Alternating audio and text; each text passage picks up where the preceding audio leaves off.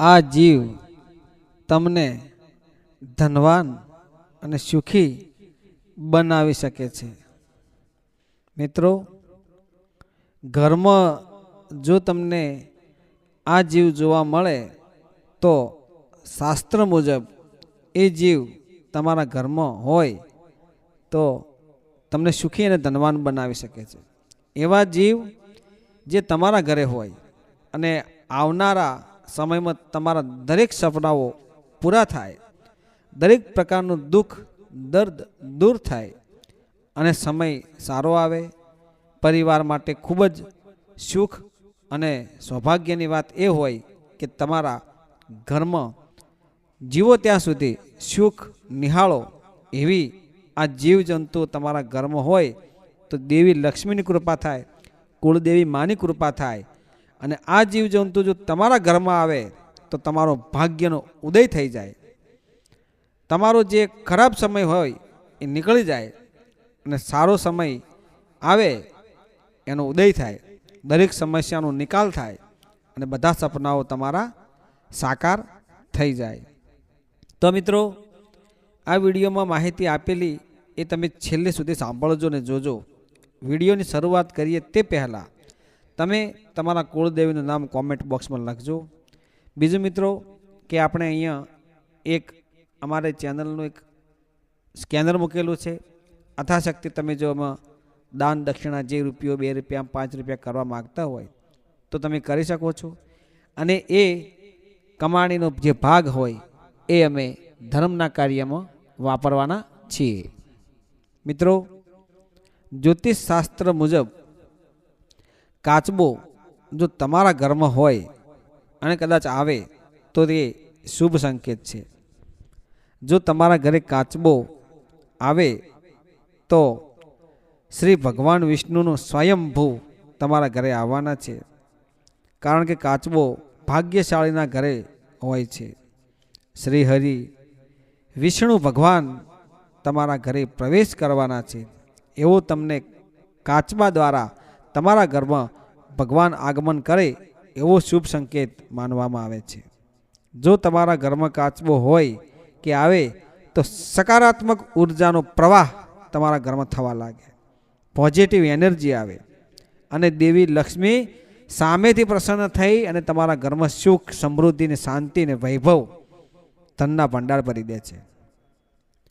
બીજું કે ઘરમાં ગરોળી દેખાય, ગરોળી ચાલતી દેખાય તો એવું માનવામાં આવે છે કે લક્ષ્મીનું પ્રતીક હોય અને જો તમે ગરોળીને મારી નાખો તો ઘરમાં દુઃખ આવે, તો તમારે તેને મારવી ન જોઈએ, તમારે આવું ન કરવું। ગરોળી એ માતા લક્ષ્મીની નિશાની છે। શ્રી હરિ વિષ્ણુનું પુરાણ અનુસાર એવું કહેવામાં આવે છે કે જો તમે તમારા પૂજા ગ્રુપમાં દરરોજ ગરોળી જુઓ અથવા તેમાં પૂજા કરતા હોય એ વખતે તમારી નજીક ક્યાંક ગરોળી દેખાય તો એ શુભ સંકેત જોવા મળે છે। બીજું મિત્રો કે તમારું જે ભાગ્ય હોય એ જલ્દી ખુલી જાય, તમારા નસીબનું તાળું હોય એ જલ્દી ખુલી જાય, એવો ગરોળી દ્વારા એ શુભ સંકેત તમને જોવા મળે છે।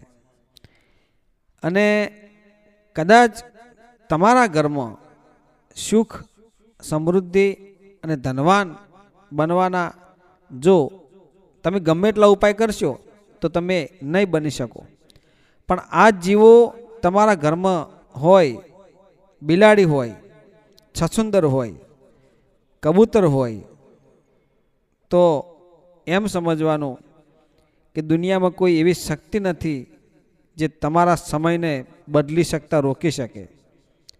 જે ઘરમાં છછુંદર હોય, ઉંદર હોય અથવા મીનાડી હોય તો તમારા જીવનમાં અતિ ઘણી પ્રગતિ થાય છે, તમારા ભાગ્ય ચમકવા લાગે, દુઃખના દિવસો પૂરા થઈ જાય, સમૃદ્ધિ આવે, આવા શુભ સંકેત તમને જીવનમાં મળે છે। મિત્રો, પ્રગતિ થાય એમાં અવરોધ પણ થાય, તમને તકલીફ પડે પણ તમારી પ્રગતિ બમણી થઈ જાય। એવું માનવામાં આવે કે જે શુભ કાર્ય કરો ને તો એમાં તમને અડચણ બાધા નડતર તો નડે, પણ જો તમે ધર્મથી ઢોકળા અને પાપથી વેગળા રહો તો ક્યારેય પણ તમને શુભ પરિણામ મળે એની આશા બંધાય, અને આશા બંધાય એટલે તમને જ કોઈ લક્ષ્ય પ્રાપ્ત કરવાનું હોય એને તમને શુભ સંકેતો આ તમારા ઘરમાં કીડીઓ હોય અને દક્ષિણ દિશા તરફથી આવતી હોય તો એ બહુ મોટી નિશાની છે. તમે બહુ ઝડપથી તમારા લક્ષ્યને પ્રાપ્ત કરવાના છો. તમારા ઘરમાં ઝડપથી તમે કોઈ પણ લક્ષ્યને તમે સપનું જોયું હોય એ જલ્દીથી તમારું ઘરમાં એ પૂરું થઈ જાય. બીજું કે વીંછી હોય, ભમરો હોય, આ જીવ તમારા જીવનમાં પરિવર્તન લાવે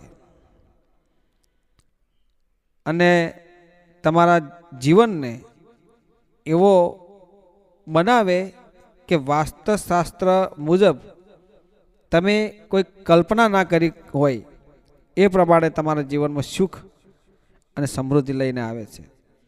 તમે કળી ન શકો, જાણી ન શકો કોઈ પણ વસ્તુને, એવી ભગવાનની કૃપા તમારા ઉપર થાય છે.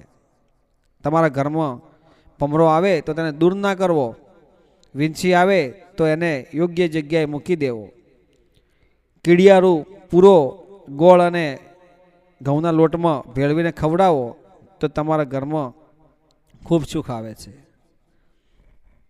ખુશીઓ લાવે, ઘરની નબળાઈ દૂર કરે, બીમારી યુગો સુધી હોય તો પણ મટી જાય, પેઢીઓની બીમારી હોય પરંપરાગત તો પણ મટી જાય છે.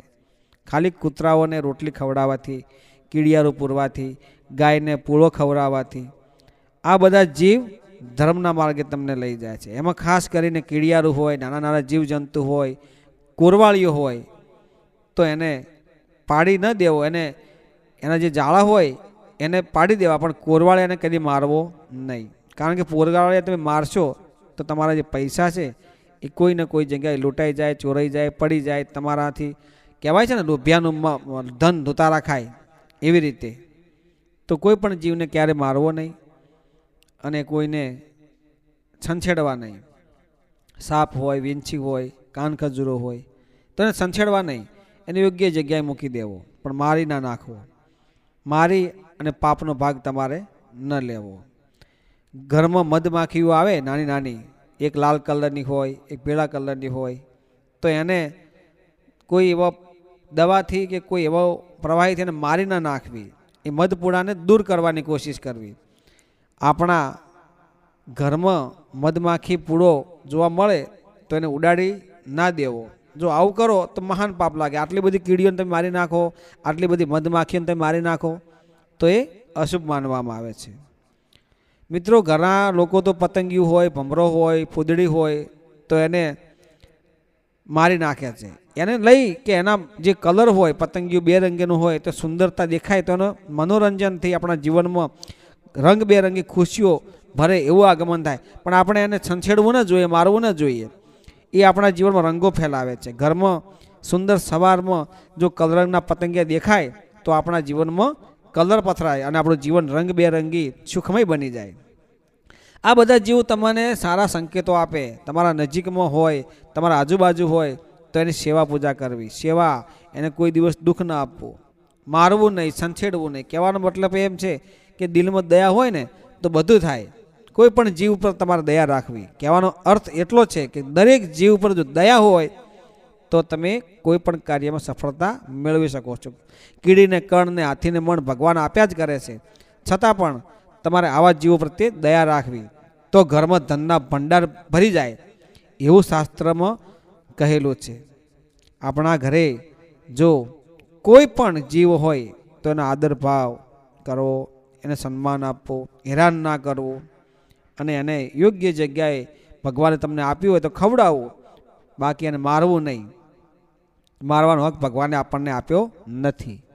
તો મિત્રો, તમે જો દિલમાં દયા હોય અને ધર્મથી ઢોકળા હોય અને પાપથી વેગળા રહેવા માગતા હોય, છેટા દૂર, તો બની શકે તો ધર્મ કરજો, પુણ્યના માર્ગે રહેજો, શિક્ષણ તમારા બાળકોને ભણાવજો અને ખૂબ પ્રગતિ કરો એવા માર્ગે રહી તમારા જીવનને ઉજ્જવળ બનાવજો. ઘરમાં ઉર્જા થાય, સકારાત્મકતા આવે, પોઝિટિવ થાય, ઘરમાં એનર્જી બની રહે, એવા વિચારો, સદવિચારોથી જીવનને ધન્ય બનાવવાની કોશિશ કરજો. જય ગુરુદેવ, જય માતાજી.